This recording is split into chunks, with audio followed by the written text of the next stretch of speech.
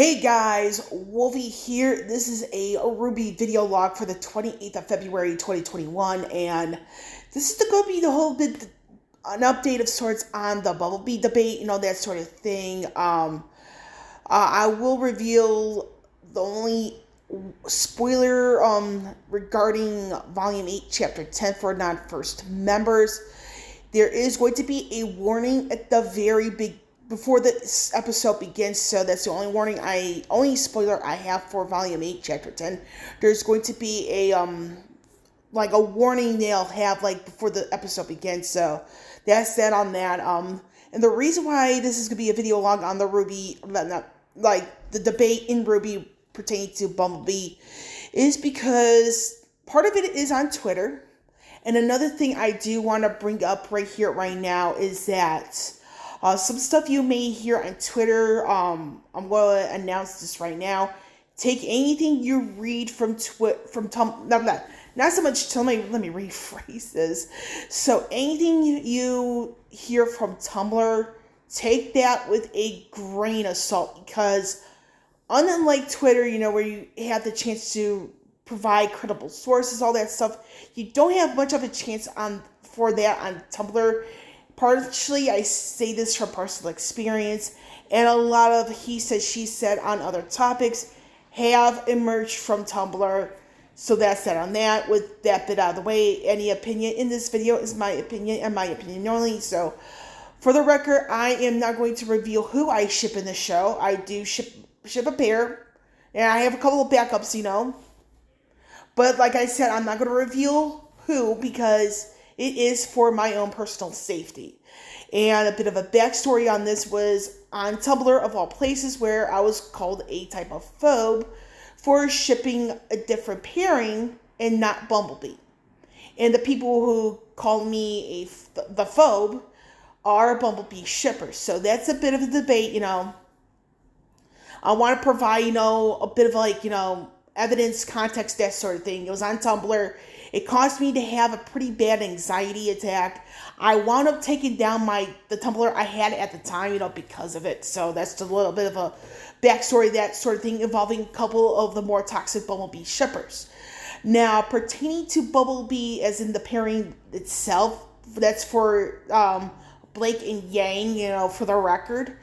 Like I said before, I do stand by what I said, and I'm not putting the whole thing of who I ship as the reasoning why, but I'm going to go into my interpretation of what's been seen in the show thus far. And I do see them becoming canon. I don't see them remaining canon.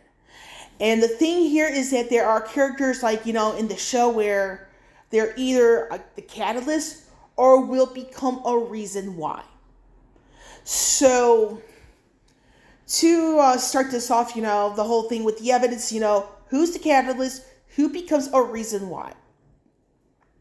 Now, another source I'm going to be referring to is the Official Companion, which is the hardcover book that, has information up on the show. I want to say up to maybe volume 6 or 7. I don't quite remember.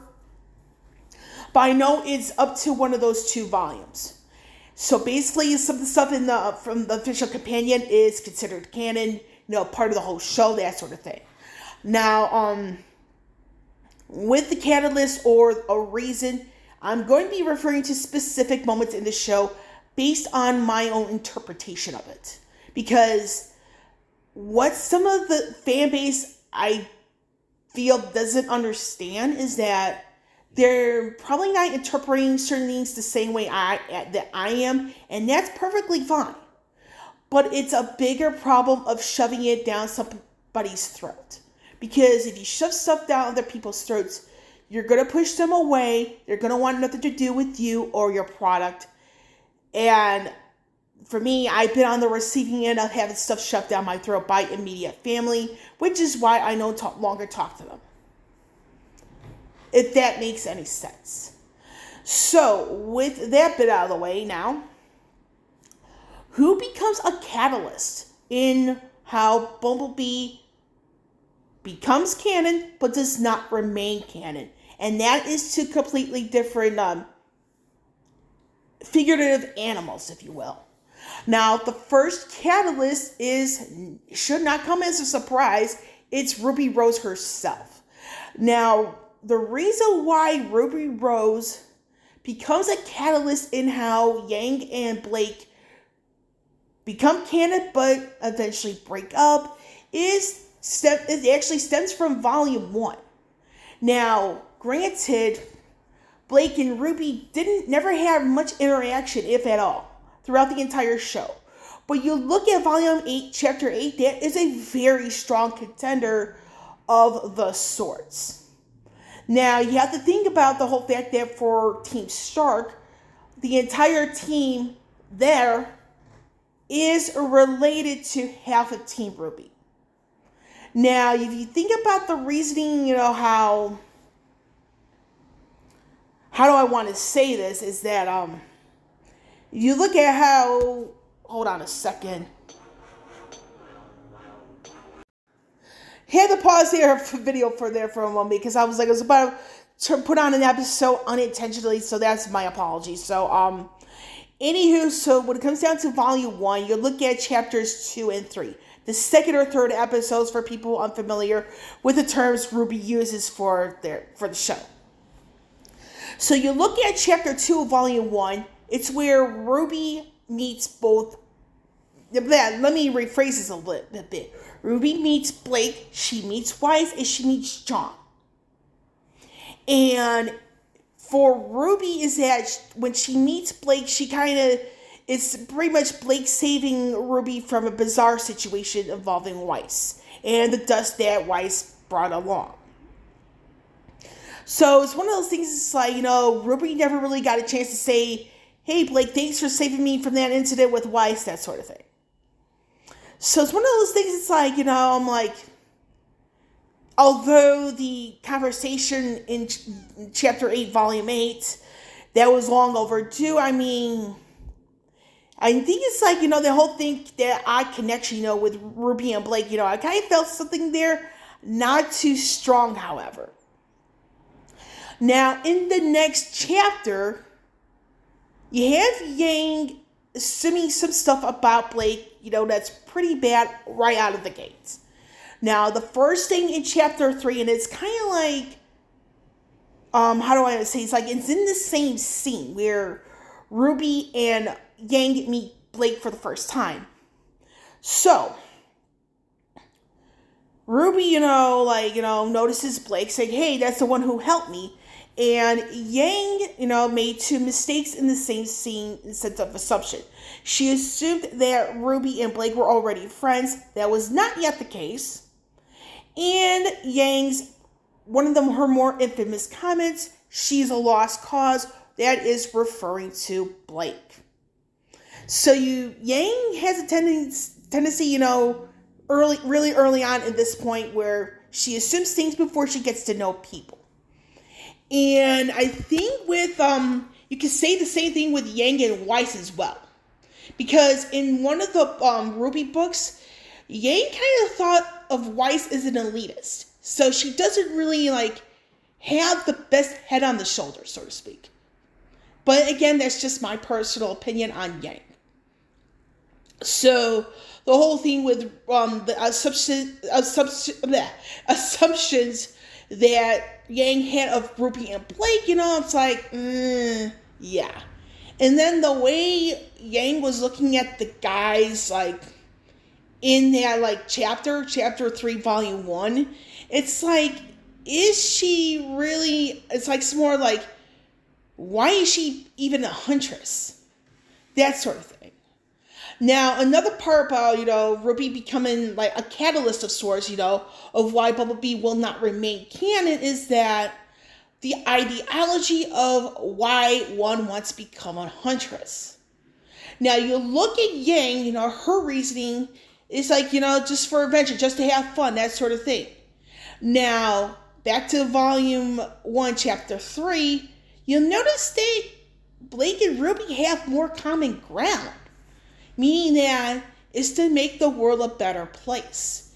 Even though we didn't know at the time Blake was a faunus, RWBY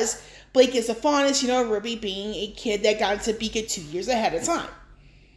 It's like two different like backgrounds, so to speak. But the whole notion is there. The reasoning why Ruby and Blake want to be huntresses are the same. They make the world a better place. Yang, on the other hand, is just to have fun, adventure, all that stuff, which isn't the same ideology. It's more so the opposite in certain perspectives. Now, the whole thing with that, Blake, the whole thing with Volume 2, Chapter 1, with and this is preceding the food fight scene. Now, the food fight scene is sisters, friends, Weiss, and we now have a 100, like that sort of thing, and we now know that Blake and Ruby are friends. Now, before I go into further on that, I do want to point out that Volume 1, Chapter 16, like the last of Volume 1, I do want to point out that, Ruby was telling Weiss about the Blake's kitty ears. And she's like, oh, Blake has these kitty ears and they're kind of cute. So it's like Ruby, right off the gate, regarding the people like Blake, it's just like, Ruby doesn't care. Ruby doesn't care if like you're faunus or human. As long as you're a good person, that's all that matters. Which is a complete opposite of Volume 1, Chapter 3, Yang, meaning that referring to Blake as a lost cause. And the first book, with Yang about Weiss, accusing Weiss of being an elitist. So, with that bit out of the way, we're going to go back to Volume 2, the whole thing with the food fight, Blake was actually referred to before Weiss, Weiss got a little annoyed, but it's all in good fun. So that whole thing alone, where Blake was being regarded before Weiss, is just like, hey, some people knew where they stood, so to speak.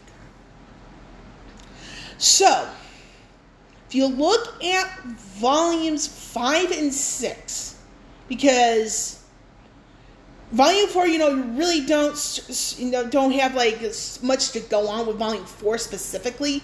Although I do want to mention that towards towards the end of Ruby's portion of Volume 4, Ruby wants to get the team back together, because we do know that after the fall of Beacon, Team Ruby did split completely. And, Ruby went off her own, find answers. Blake went back home to Menagerie. Weiss was sent back home to Alice, and then Yang had her PTSD. Now, with Ruby wanting the team back together, and then the whole thing with the end of Volume 5, where it's like, Ruby didn't care as to why Blake left. She doesn't care. It's just like, what? Ruby had a feeling that Blake had to finish some unresolved business. And sometimes that's the most important thing one can really do in such a certain situations. Take time away from everybody that you've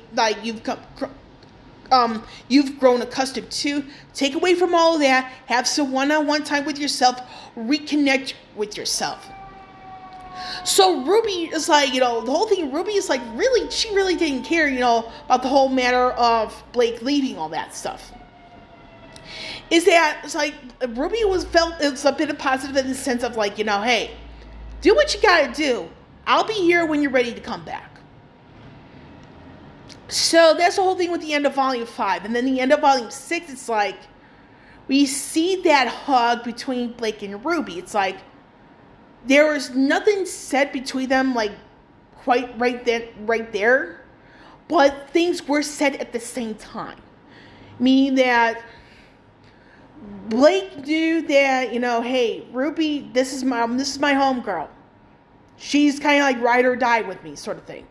And Ruby was like, felt like, Blake was one of her buddies. It's like she was just so happy Blake was safe. And then I think if you notice the angling of Ruby's face, I think she had her ear, she may have had one of her ears like hearing Blake's heartbeat, sort of thing. I'm like, it was just like really heartwarming to see. Now with Volume 7. Now the following thing I'm going to mention here is that Ruby's not in it, but the scene in particular kind of leads into Volume 8, Chapter 8.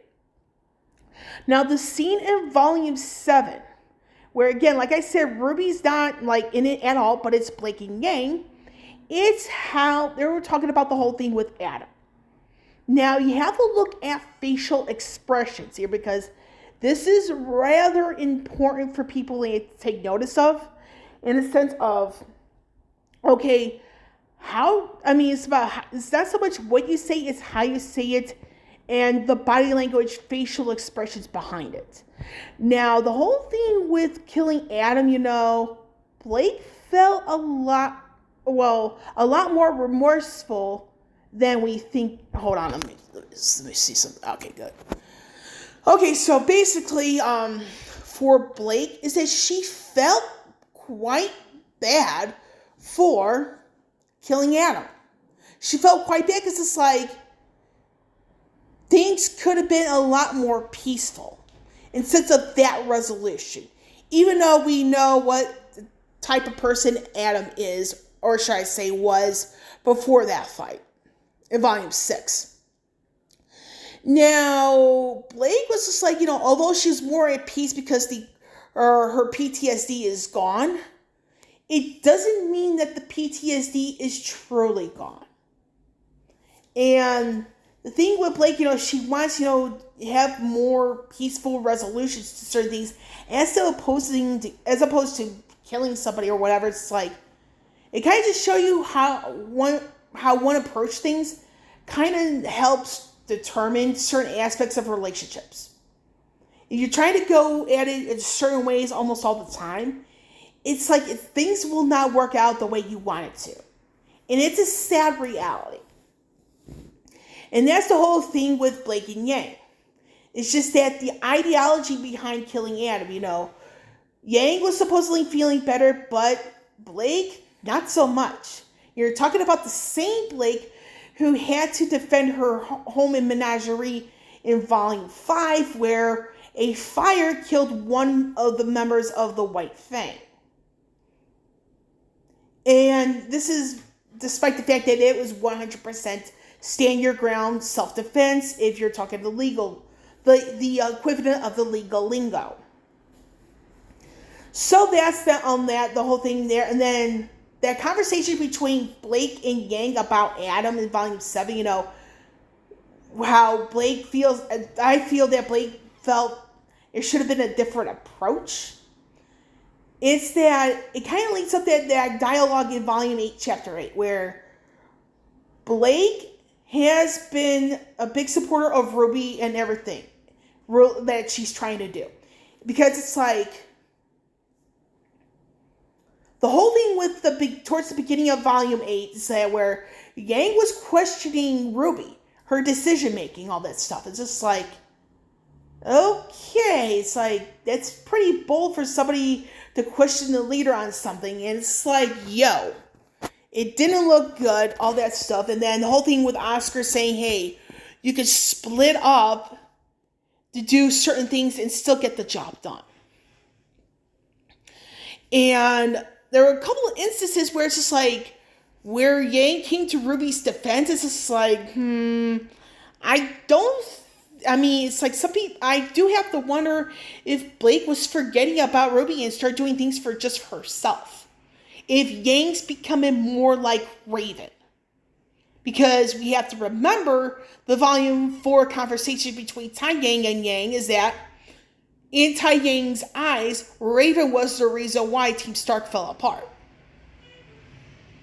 So that's that on that particular aspect, but it's like, it's the whole thing right there. It's like, Blake, she still believes in RWBY. It's like, RWBY may not know what to do, but she's at least trying to make things right for the right reasons.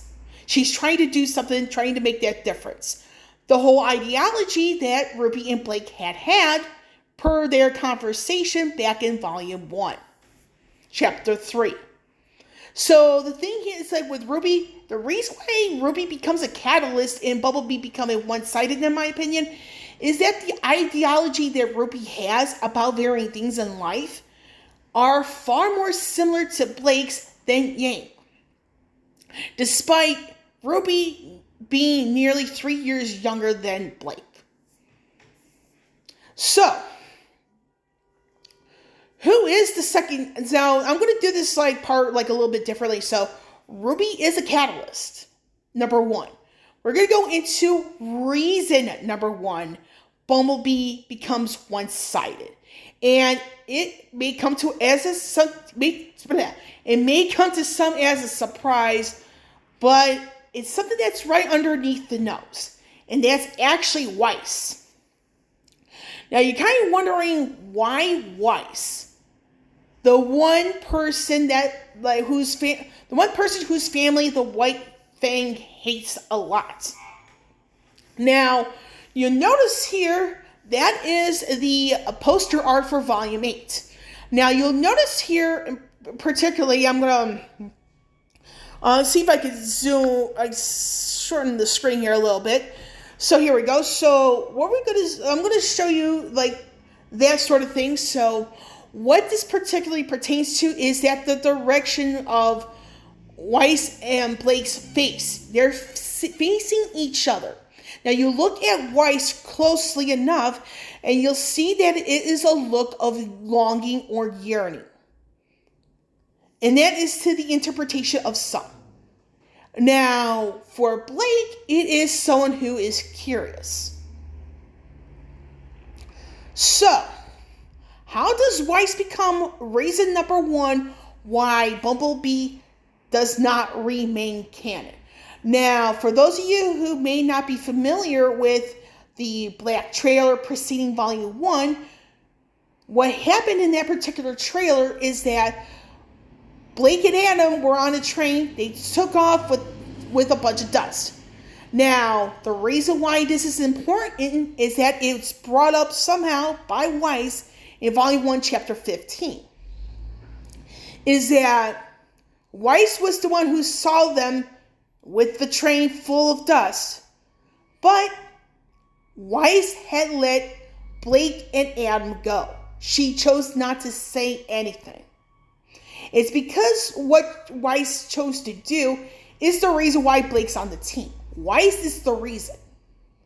It's that particular history that Weiss and Blake have before the show even began. Weiss had Weiss say, hey, these are the people who took the dust from the whatchamacallit. Blake will probably be in jail, as would be Adam. And then you have to figure out somebody to replace Blake if that were to happen. But the thing is that, you have that bit, you have the trailer preceding the show. The trailer had stuff that went on before the show began.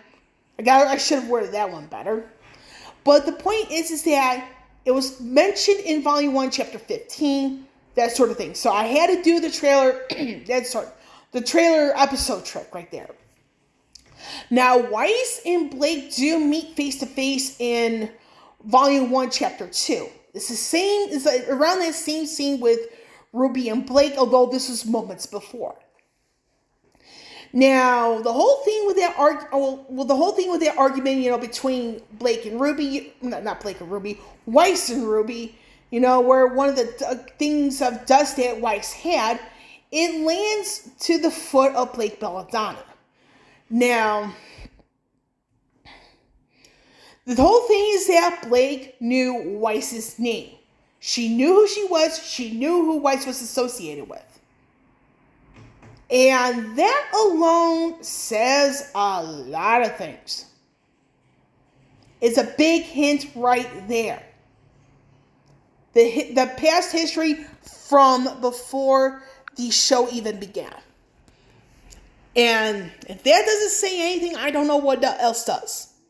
So the whole thing in Volume 1, Volume 1, Chapter 2, Volume 1, Chapter 3, Volume 1, Chapter 15, and with Chapter 15, Volume 1, being indirectly tied to the Black trailer. Then you have Volume 1, Chapter 16, and Weiss is like, I don't give a shit if you were in the White Fang. Just make sure this bit comes up, you come to us about it, okay? She didn't, exactly, Weiss is like saying, Yeah, just because I'm a she doesn't mean shit. Pardon my language. As long as you're a good person, that's all that matters. I'm not like some of the other people I'm related to, that sort of thing. And it would take a lot of work for Weiss to really back up her talk. So that's the whole thing with that. Now, if you look at Volume 2, that mission scene, there was already a monochrome, pairing for a fight, and that was really well executed. It's like, you have Weiss helping Blake get out with the time dilation, and then the whole scene where it's like they do that flip.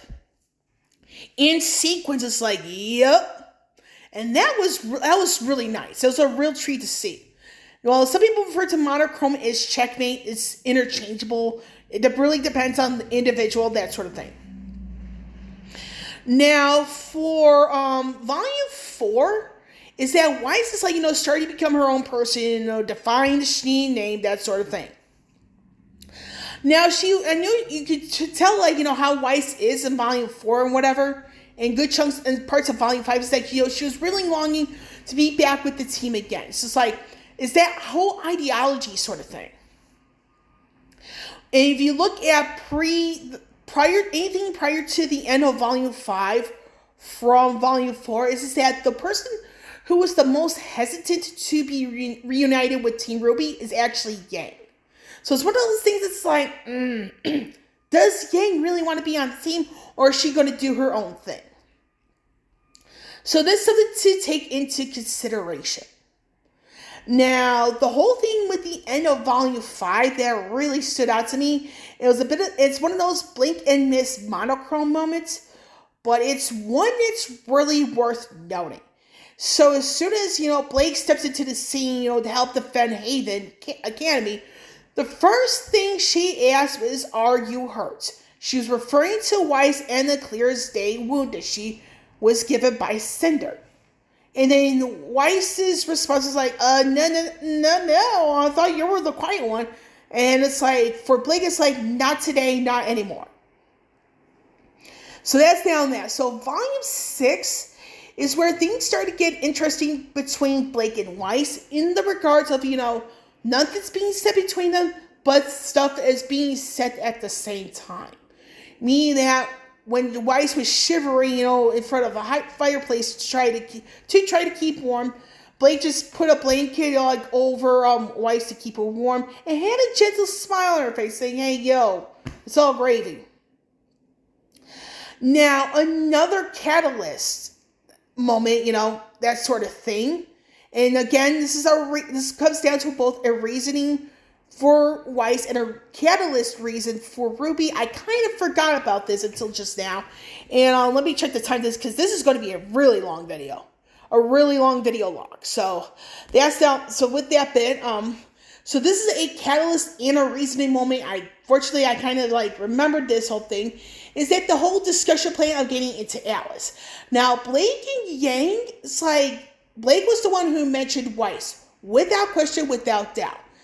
Now, the whole thing with RWBY, was the only one who was assuring Weiss that, hey, you still, it's going to be okay. And then Yang's being a bit of an indifferent sort of thing.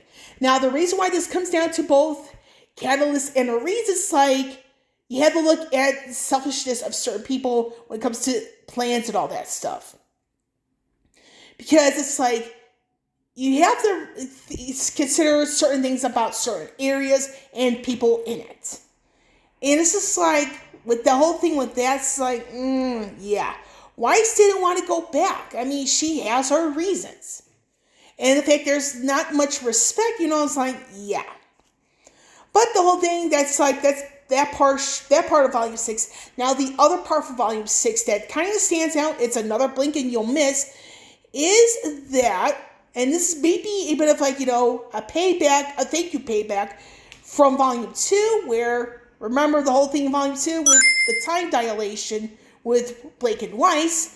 And the thing is, while Weiss is trying to hold on to the Queen Lantern summoning for RWBY, it's just that Blake was becoming her knight, her shield.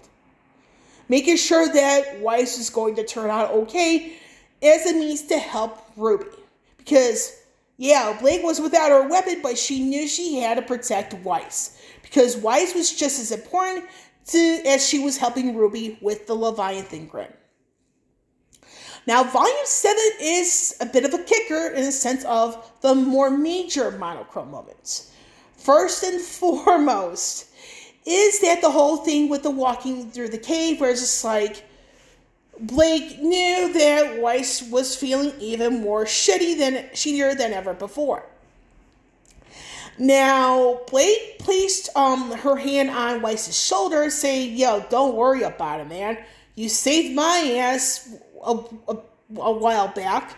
You know, you're showing nothing but love and respect for me as a person. You don't care if I'm a faunus. You don't care if I'm ex-white fame.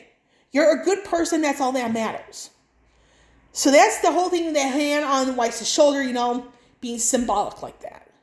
Saying something without having to say it.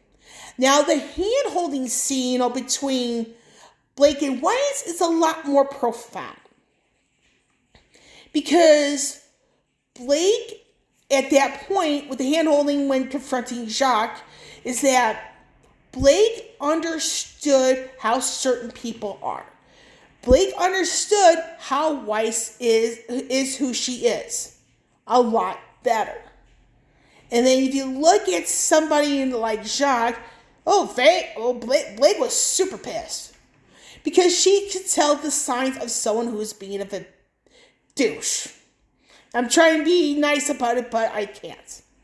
Now, the whole thing is that Blake was holding Weiss's hands like a little bit longer than you see it with her and Yang at the end of Volume 6. So it's a little bit something to take note of. So that's down there. I mean, the thing is, it's like I think there are other aspects of like Volume 7. I just don't quite remember off the top of my head.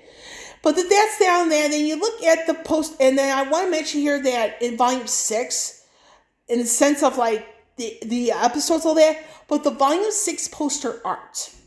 Now, you see the one right here? That's the second time where Blake and Weiss are looking at each other. Because the Volume 6 poster art is the first known occurrence. Which some people may have mentioned is that the posters mentioned hinting at monochrome becoming canon, a bit of an underneath the old nose sort of thing. Which, again, it comes down to individual interpretation. Now, I haven't really seen anything for Volume 8 that is noteworthy for Weiss being a reason, but it could come down to the vacuum arc if we get that confirmation. Now, reason number 2. And this character we only see once super duper briefly in Volume 8, and that is none other than Sun Wukong. Now you're kind of wondering, huh? What the heck? Now, some of the hints pertaining to Blake and Sun, they kind of fit the term slow burn in a more literal sense. And we didn't see Sun until later on in Volume 1. But he's the type of person, and then again, this is my own individual interpretation of the matter, is that Sun wants to bring out the best in people, not the worst. And the way Sun is just like, damn. This guy cares about people. This guy wants to see the good in people. He wants to make them better, regardless if it's his own team or somebody else's team. And then the whole thing with Sun is like, you know, he's extremely non-judgmental. He is like, hey, you know, you got to go to your teammates, all that stuff. You know, there are people who want to see you, that sort of thing. It's just like he's inspiring her to do the right thing. And that's a bit of a common ground with RWBY. You know, with RWBY being a catalyst, Sun being the reason. Or should I say one of the reasons. Now, again, Weiss, same thing. She is our reason because, again, you look at the cover art for Volume 6 and Volume 8. Now, the whole thing on Tumblr, before I go any further, It's like, if you hear something on Tumblr, take that with a grain of salt, because I do not view them as a reliable source, if at all. Because they don't really use like actual credible sources for things I've seen on Tumblr, although Tumblr has. Now, with that bit out of the way, now Yang Xiaolong herself might be a catalyst. Now you're kind of wondering how. Now there is subtle evidence of the matter. The whole thing with chapter 3 of volume 1. Again, if you look at Team RWBY, Yang's the last person to meet Blake, because Ruby's met Blake. Like, RWBY and Weiss kind of met Blake at the same time. Although Blake knew Weiss's name, who she's tied to. Now, the whole thing with Yang, again, to reiterate, is that Yang initially thought Blake and RWBY were already friends, which had yet to happen before towards the end of the volume 1. Then she also assumed that, how do I want to say this? It's like, Yang had initially referred to Blake as a lost cause. In one of the RWBY books, Yang also accused or thought of Weiss as an elitist. So Yang having strong opinions on certain people, it's like, it doesn't put her in as good of a light. Now, if you look at Yang's PTSD, I don't think it's going to go away like in a proper sense. Just because Adam is dead doesn't mean certain aspects of the PTSD will it does not mean that the PTSD will fully go away. It doesn't quite work like that.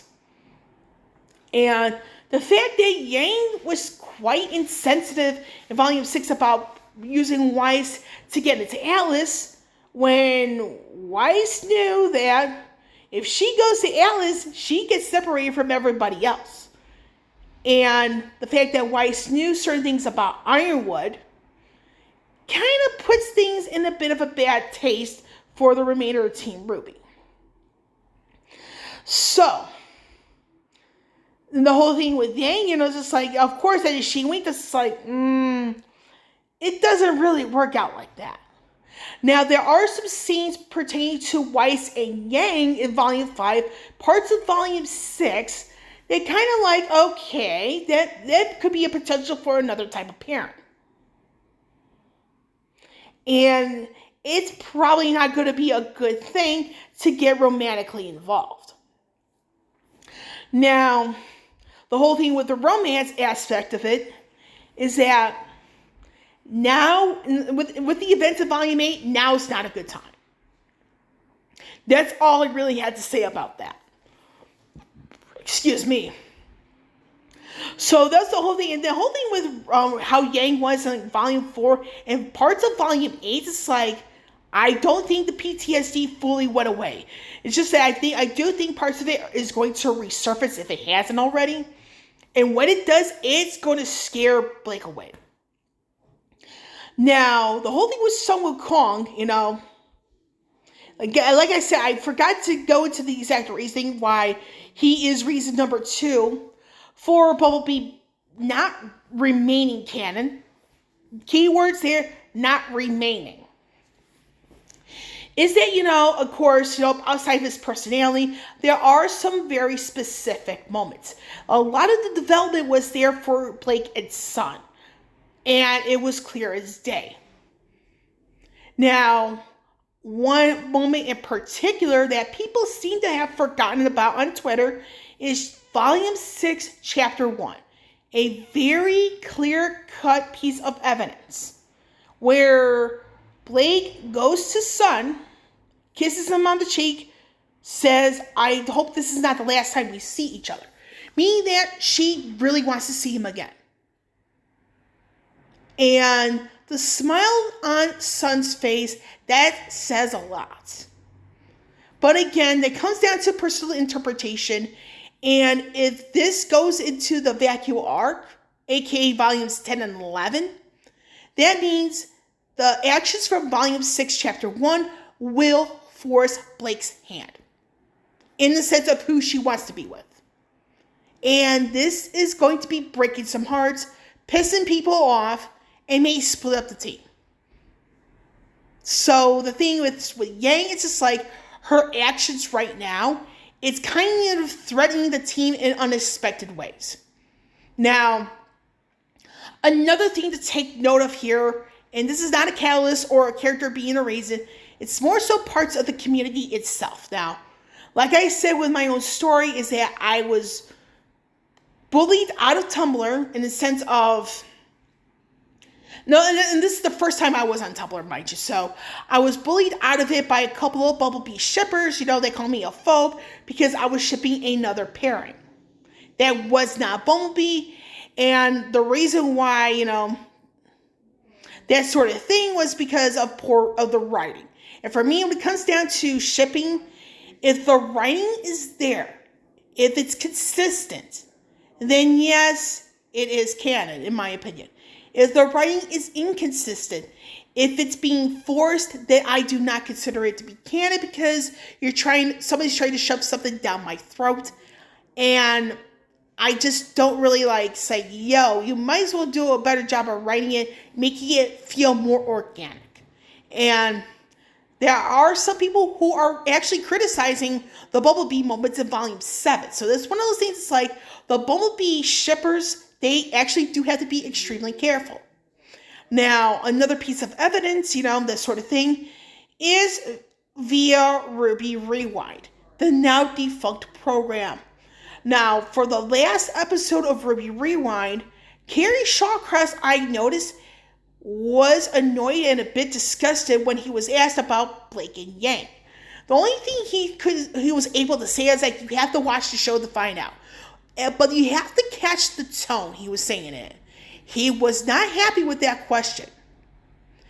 He felt really annoyed. And then he appeared to be more open into Raven and Tai Yang getting back together. So that's one thing to take note of there. Now, in the comment section for that particular video, there was an individual who pretended to be Miles, saying that Blake and Yang are going to become canon with some intimate scenes. Now, if you look at a show like RWBY, we have not seen anything like that in the sense of the intimacy. I mean, I don't think some people will be able to watch it because, it's too grown for certain aspects of the audience.